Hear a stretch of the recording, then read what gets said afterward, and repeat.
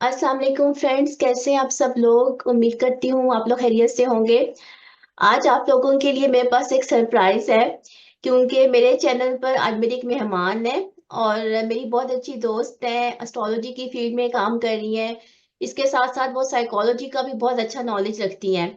और हम दोनों में कदर ये मुश्तरक है कि हम लोगों ने इकट्ठे ही जो है वो अपने एस्ट्रोलॉजी का जर्नी का आगाज किया था। तो ये आपकी मैं मुलाकात उनसे करवाती हूँ। मेरे साथ है एनी खान। जी अस्सलाम वालेकुम। एनी वालेकुम कैसे। सलाम जी। अल्लाह का शुक्र। सदफ, आप कैसी हो? बस मैं ठीक ठाक। सबसे पहले तो आपको वेलकम मेरे चैनल पे, बहुत ज्यादा कि आप आई हो, आपने मेरा इनविटेशन एक्सेप्ट किया। शुक्रिया, और आपने मुझे बुलाया। मुझे भी बहुत खुशी हो रही है, क्योंकि मेरा ये फर्स्ट टाइम ही है कि किसी के साथ ना मेरा इस तरह से मैंने जो वीडियो बनाने की मैंने कोशिश की है। तो सबसे पहले तो मैं आपसे पूछूंगी कि आप बताओ कि किस तरह से आपने सोचा कि आप एस्ट्रोलॉजी में आओगी और इस फील्ड में काम करोगी। अपने एस्ट्रोलॉजी के जर्नी के बारे में कुछ हमें बताओ। हाँ सदफ, बात ये कि इसके बारे में सोचा नहीं जाता। ये हम्म। चीजें पहले से लिखी होती हैं। कई दफा होता है कि इंसान जो है वो समझ भी नहीं आती। आप पीछे मुड़ कर देखो कि पता नहीं किस तरह से हुआ कि एस्ट्रोलॉजी में इस तरह, वो भी Vedic astrology, as a Muslim, as a Pakistani, बिल्कुल भी माइंड में भी नहीं था कि पहले से सोचा हो कि हमने इस फील्ड में जाना है। तो ऐसे लगता है कि जैसे प्री डेस्टिन्ड चीजें होती हैं। तो उस तरह का ही कुछ था पहले बचपन में। तो आपको याद है सदफ कि वो आया करते थे, न्यूज़पेपर में होता था एक एस्ट्रोलॉजी का कॉलम होता था कि अच्छा हफ्ता कैसा गुजरेगा आपका। तो वो वेस्टर्न बिल्कुल। एस्ट्रोलॉजी होती थी। लेकिन फिर आगे चल के यही पता लगा कि एस्ट्रोलॉजी की और भी फील्ड्स हैं, और वो किस कदर डीप हैं, उनकी कितनी शाखें हैं, कितना नॉलेज है। फिर आहिस्ता आहिस्ता करके उसमें और जो है वो इंटरेस्ट डेवलप होता गया। और जो है वो और पहली क्लास मेरे ख्याल से हमने साथ ली थी, या आपकी पहले कोई क्लास आप ले चुकी थी? अजय नहीं, शाहिद जी के साथ पहली क्लास थी मेरी, जिसमें अभी आपसे मेरी मुलाकात पहली बार हुई थी। तो वो ही फर्स्ट मेरे टाइम। पहले टीचर हैं। वो ही मेरे पहले टीचर हैं। असल में हमारा जो बस जो सफर स्टार्ट हुआ वो सर अजय शाही साहब के साथ ही हुआ। जी और मुझे तो बिल्कुल भी आइडिया नहीं था, मेरे लिए जैसे आपके लिए भी नया था, मेरे लिए भी नया था कि जी पता नहीं हम लोग क्या पहले तो समझ नहीं आती थी कि क्या करने जा रही हैं, कैसा सब्जेक्ट है, क्या है। लेकिन फिर आहिस्ता आहिस्ता जो है हम लोग फेमिलियर होते गए और फिर ऐसे जैसे फिर आगे बढ़ते गए। लेकिन जाहिर बात है कि हमारे लिए पहली जो फाउंडेशन है वो सर अजय शाही साहब ही हैं। और जी हम तो जी उनके बहुत शुक्रगुजार हैं कि उनकी वजह से जो है वो हम इस मुकाम पर खड़े हैं। जी, बिल्कुल बिल्कुल। और सर ने समझाया भी इस तरह से कि वो बात जिसे कहते हैं दिल में घर कर गई। वरना इतना इजी नहीं है, कॉम्प्लिकेटेड है नक्षत्र की स्टडी, और ये इतना डीप नॉलेज है कि इंसान चकरा जाता है। लेकिन उन्होंने समझाया इस तरह से कि बात दिल में घर कर गई। तो जी बिल्कुल बस। ऐसा ही है। अच्छा, दूसरा मैं आपसे ये पूछना चाह रही हूँ ऐनी कि जब से आपने ज्वाइन किया ये एस्ट्रोलॉजी का अपना सफर, तो आपने क्या ऑब्स्टेकल्स देखे as a female gender, as a Muslim, और वैदिक एस्ट्रोलॉजी को पढ़ना। फिर आपने, आपका चैनल भी है माशाल्लाह से एस्ट्रो मोक्षा के नाम से, जी और आप भी वीडियोस बनाती रही हो। तो इस पर आपने क्या देखा कि क्या जो है वो लेडीज को जो है वो क्या चैलेंजेस जो है वो दरपेश हैं इस फील्ड में। सदफ, इसमें जेंडर बायस तो इतना नहीं देखने को मिला। उसका रीजन ये है कि ये फील्ड ऐसी नहीं है कि आपको जेंडर के हवाले से कोई ऐसी बात सुनने को मिले। वो डिफरेंट फैशन इंडस्ट्री या इन चीज़ों में होता है कि औरतों को जो हमारा माशरा है वो बहुत ज़्यादा जज करता है। तो वो तो मुझे कम फेस करने को मिला। और मुझे और लोगों से, जो दूसरे एस्ट्रोलॉजर फीमेल्स हैं, उनको इस मामले में मैं सुनती रहती हूँ कि लोग उल्टी सीधी बात भी कर जाते हैं, फेस पे भी बात कर जाते हैं, कपड़ों पे भी, और इस तरह के कोई गलत किस्म के कमेंट्स भी दे जाते हैं। लेकिन अल्लाह का कुछ करम रहा कि इस चीज़ से मैं महफूज रही।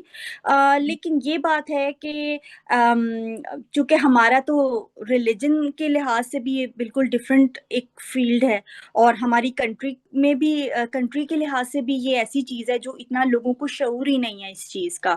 तो लोगों को क्यूरियोसिटी तो होती है, वो आपसे पूछते भी हैं, आप किसी महफिल में भी जाओ पता लग जाता है, अच्छा ये हमारी सिस्टर, हमारी कजन बर्थ चार्ट बनाती, तो लोग जमा हो जाते हैं। लेकिन अगर आप इसको प्रोफेशन, एज ए प्रोफेशन लेना चाहो ना, फिर आपके लिए मुश्किल है, क्योंकि फिर लोग आपको बहुत जज करते हैं, वो आपको बातें भी सुनाएंगे। अगर आप उनको कहोगे कि आप प्रोफेशनल कर रहे हो या आप फीस का मुतालबा करते हो, तो फिर ये होता है कि फिर आप पे जजमेंट ज्यादा होती है, फिर लोग ज्यादा कहते हैं कि नहीं ये तो हमारे मजहब में नहीं है, ये तो कल्चर में नहीं है, ये तो आप गलत कर रहे हो। वो चीज है, फ्री में करो, लोग करवाते रहते हैं, पूछते हैं सवाल वगैरह पूछते हैं, जज नहीं करते फिर। तो इस तरह का है। और ठीक है असल अल्लाह। में मैंने भी ये देखा कि एज ए मुस्लिम जो है मतलब बहुत ज्यादा हम लोगों को क्रिटिसिज्म का सामना रहता है। जी तो स्पेशली कम्युनिटीज की तरफ से इस तरह के बहुत सारे कमेंट्स आते हैं, तो जी समटाइम्स हम इग्नोर कर जाते हैं और क्या कर सकते हैं जी ऑब्वियसली। तो दूसरा है, नहीं आपका माशाल्लाह से साइकोलॉजी पे बहुत अच्छी ग्रिप है आपकी, और आपने बड़ी अच्छी इस पे वीडियोस भी बनाई हैं, मैंने भी अक्सर आपकी वीडियोस देखी हैं। तो ये कैसे आपके अंदर जो है एकदम से हुई कि मैं साइकोलॉजी के ऊपर भी रिसर्च करूं? एक तो आ, मैं बचपन से इंट्रोवर्ट हूँ बहुत ज्यादा, अगर अगर एस्ट्रोलॉजी की लैंग्वेज में समझाऊं, क्योंकि हम दोनों, हमारी ये फील्ड मिलती है, तो आपको तो मैं एस्ट्रोलॉजी में ही चीजें समझाती हूँ कि 12वें घर का मून है, फोर्थ हाउस जो है उसमें सैटर्न और मार्स है, और फिफ्थ हाउस में मेरा केतु है। फिफ्थ हाउस और फोर्थ हाउस जो है दोनों मेरे पीरियड हैं, जो दोनों जो है मेरे वो हैं। तो कई दफा लोग कहते हैं कि जब इंसान कंफर्ट जोन में होता है ना, तो वो कुछ आउट ऑफ द बॉक्स चीज करना नहीं चाहता, सीखना नहीं चाहता। जिनका फोर्थ हाउस जो है ना, जहाँ पे उनको जैसे कहते हैं रेस्टलेस सोल होती है, तो वो हर जगह ढूंढती है, कुछ सुकून ढूंढती है, अपने आप को जानने की कोशिश होती है। तो मेरा भी ऐसे ही था कि शुरू से मैं इंट्रोवर्ट बहुत ज्यादा हूँ। तो घर में भी हम लोग 5 सिबलिंग्स हैं माशाल्लाह। तो बहन भाई हमारे मेरे जो हैं, उनसे सबके साथ खेलना, बातें करनी, बट स्टिल मैं जो है ना, मुझे सुकून मिलता था जब मैं अकेली बैठती थी। तो लोग कहते हैं अक्सर कि अच्छा बाहर निकलो, बाहर बहुत रास्ते खुल जाते हैं, बहुत बड़ी दुनिया है। उसी तरह से जो लोग इंट्रोवर्ट होते हैं ना, कभी कभी वो घर के अंदर हों या अंदर जब झांकते हैं, इनवर्ट झांकते हैं ना, तो उनके लिए भी रास्ते खुल जाते हैं, वो भी एक दुनिया है। तो मेरी समझ लो वो दुनिया खुल गई। तो मुझे एस्ट्रोलॉजी में भी मैं अंदर तो एक ऐसी दुनिया है जिस जो खत्म ही नहीं होगी, वो तो ऐसी चीजें हैं, मतलब कि आपके लिए ये इल्म कभी खत्म, एक एक जिंदगी कम है। जैसे कहते हैं ना, ये मेरी उम्र मोहब्बत के लिए थोड़ी है, तो ये उम्र जो है ना, ये इस इल्म के लिए कम है, आप सीखते रहो। तो मुझे एक तो इंट्रोवर्ट भी थी। तो अभी मेरी मेरी जो बेटी है, शी इज 9 years ओल्ड, वो डायग्नोज हुई है विद ADHD, ठीक है। तो उसको नोटिस करते करते भी मैंने बहुत सारी चीजें अपने बचपन की मुझे याद आना शुरू हो गई कि अच्छा मैं भी स्ट्रगल करती थी इन चीजों में, मैं भी इसे डे ड्रीम करती थी, मैं भी सोशलाइज कम करती थी। वो सारी चीजें, इमोशनल रेगुलेशन का इशू होता था। मेरी जो बचपन की एक मेमोरी है कि मुझे मुझे तो एंजाइटी का पता नहीं था, बच्चों को तो पता नहीं होता कि क्या है, लेकिन मुझे ऐसा होता था कि मैं अलोन फील हो रहा होता था, लोनली फील होता था कि मैं किसी को हग कर, अपने पेरेंट्स में से किसी को हग कर लूं जाके, और मैं छुप जाऊं कहीं, इस तरह का मुझे होता था। और मैं घर में भी ऐसे छुप छुप के बैठना, गद्दों को वो करके ना घर सब बना के बैठ जाना, या स्टोर में जाके बैठे रहना, और इस तरह की चीजें होती थी। तो अब मैं ये नोटिस करती हूँ कि मैंने जो स्ट्रगल किया है, अगर मुझे या पेरेंट्स को या किसी को अवेयरनेस होती पहले की, ये जनरेशन्स में ये चीज जरा कम थी, अब अवेयरनेस बढ़ रही है। तो मुझे और ज्यादा, एक तो साइकोलॉजी का अपनी बेटी की वजह से भी हुआ कि मैं इस पे ज्यादा से ज्यादा अवेयरनेस हासिल भी करूं और लोगों को भी बताऊं, ताकि उनके बच्चों में कुछ सिम्टम्स हैं तो उनको कैसे मैनेज किया जाए, बच्चों को इमोशनल रेगुलेशन कैसे सिखाई जाए। और बचपन से जो खास तौर पे इंट्रोवर्ट बच्चे होते हैं, या जो न्यूरो डाइवर्जेंट हैं, या कोई भी इस तरह की कोई वीकनेस है साइकोलॉजिकल, उनको भी बहुत अब्यूज का सामना करना पड़ता है उनको, बहुत अब्यूसिव लोग मिल जाते हैं लाइफ में। तो किस तरह से उन्होंने अपने आप को महफूज रखना है, फिर नार्सिसिस्टिक अब्यूज पे मैंने रिसर्च की। और इस तरह से मैं, क्योंकि इंट्रोवर्ट हूँ, रिसर्च का शौक भी है, तो वो फिर मेरी अपनी वो जिसे कहते हैं ना, तन्हाई में अंजुमन एक रहती है कि मैं चीजें सीखती रहती हूँ। इस तरह फिर साइकोलॉजी में भी जो है वो आहिस्ता आहिस्ता।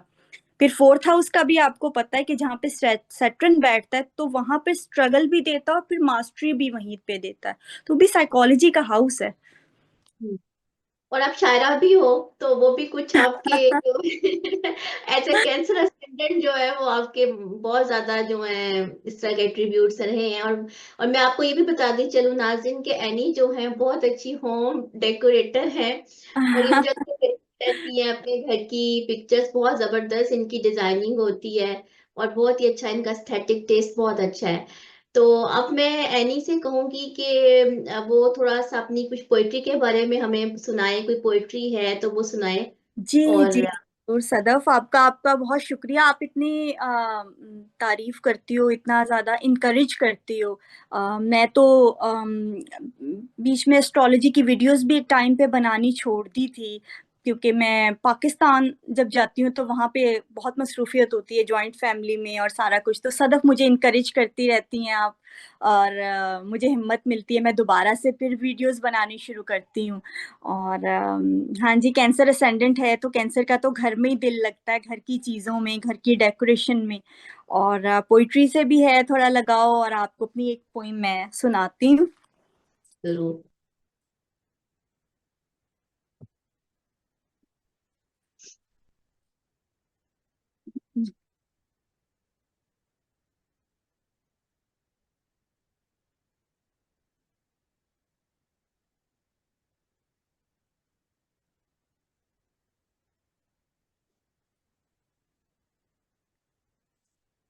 ये बुक में से मैं ओके, ये किताब है मेरी, इसका नाम है एवोकेटिव, और इसकी मैं आपको एक पोइम सुनाती हूँ। I am made of longing. My eyes are always searching, heart always yearning. You must not come near me, because if you touch me, I will disappear and you will become nobody. You cannot be my lover, anyways, as a lover should not have eyes or even lips or body. I have seen people buying gods and gods buying people. So I have learned to worship an unseen God and to love a lover I cannot touch. जबरदस्त, very nice, बहुत अच्छा। Thank और you. इसके अलावा बहुत सारी आपने poetry की है, और इस दफा मैंने जी आपकी बड़ी अच्छी पोइम थी आपकी, मेरे जहन में नहीं है शायद, तो मैंने शेयर भी बल्कि वो की थी। तो आप, बल्कि मैं आपसे कहूंगी कि आप अपनी जो है ये सफर जारी रखो, यूट्यूब के ऊपर भी आप वीडियोस बनाओ, जी क्योंकि जी काफी अरसे से आप नहीं बना रही हो। तो जी। दूसरा मैं कह रही थी कि आप जो क्लासेस आपने लॉन्च की हैं अपनी एस्ट्रोलॉजी के हवाले, उसके बारे में भी हमें कुछ आप बताओ कि कब आपने स्टार्ट की है या अभी करनी है, कैसा। सदफ, मैंने पहले एक दफ़ा अनाउंस किया था क्लासेस का, लेकिन उसमें ऐसा था कि स्टूडेंट्स बहुत ज़्यादा नहीं थे, हम्म। स्टूडेंट्स कम थे। तो कई दफ़ा ऐसा होता है कि वो मज़ा भी नहीं आता उस तरह से, जब स्टूडेंट्स थोड़े ज़्यादा हो ना, 4-5 स्टूडेंट्स हो, तो आपको भी पढ़ाने का ज़्यादा मज़ा आता है, एक माहौल बनता है, समा बनता है। तो वो मैं चाहती हूँ कि थोड़े स्टूडेंट्स ज़्यादा जमा हों, ताकि क्लास में पढ़ाने का ज़्यादा मज़ा आए। और टाइम वगैरह भी फिर मैच करना होता है, क्योंकि मैं भी यूएसए में हूँ। तो कुछ स्टूडेंट्स जैसे अगर पाकिस्तान से हों, इंडिया से हों, टाइम वगैरह उनके साथ उस हिसाब से बेसिक की क्लासेस ही मैं दूंगी इंशाल्लाह। तो देखें, उम्मीद है कि कुछ परवाने जो हैं वो जमा हो जाएं इस हम्म। इल्म के। माशाल्लाह, चलिए, वैसे तो अगर बहुत आपसे अच्छे। से कोई जी लेना चाहता है क्लासेस आइनी खान से एस्ट्रोलॉजी की, तो आप जरूर में कांटेक्ट करें। और वो अपनी क्लासेस जो हैं वो लॉन्च कर रही हैं इस सिलसिले में, तो आपको बहुत अच्छी वो इन्फॉर्मेशन देंगी। तो एनी, बहुत मजा आया आपके साथ बात करके, दिल तो चाह रहा है कि अभी और बात की जाए, लेकिन मैंने सोचा कि अभी स्टार्ट है तो चलो हम एक जी सफर शुरू करते हैं, इसे हम बनाते रहेंगे वीडियोस जी आगे इंशाल्लाह। जाकर भी। तो चले फिर, अब बहुत शुक्रिया आपका शुक्रिया कि सदा, आप आए मेरे थैंक चैनल यू। पे। जी, अल्लाह ओके नाज़रीन, हाफिज। आपने यकीनन एंजॉय किया होगा हमारी कन्वर्सेशन को, आप मुस्तफीद भी हुए होंगे एनी की बातों से। तो इंशाल्लाह फिर किसी और टॉपिक के साथ हम हाजिर होंगे। तो दुआओं में याद रखिएगा, अपना ख्याल रखिएगा। अल्लाह हाफिज।